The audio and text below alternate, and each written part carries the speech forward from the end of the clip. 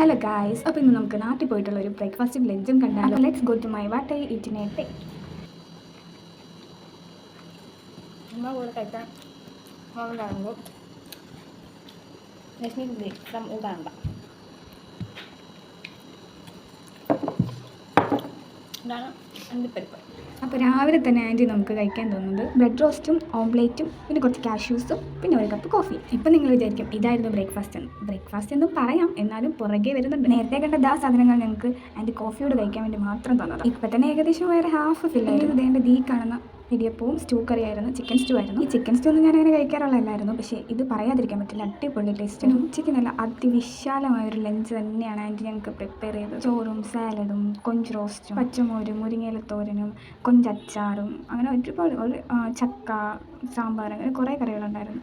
ഇതൊക്കെ കൂടി കണ്ടപ്പോൾ തന്നെ മനസ്സിലൊരു വല്ലാത്ത സന്തോഷമായിരുന്നു. ഇതെല്ലാം കൂടെ കഴിച്ച് വയറ് നന്നായിട്ട് ഫില്ലായിട്ട് ഞാനും ലച്ചും പോയി കിടന്നു ഒരൊറ്റ ഉറക്കം. അപ്പം ഇത്രയുള്ളായിരുന്നു ഗൈസ്, ബൈ.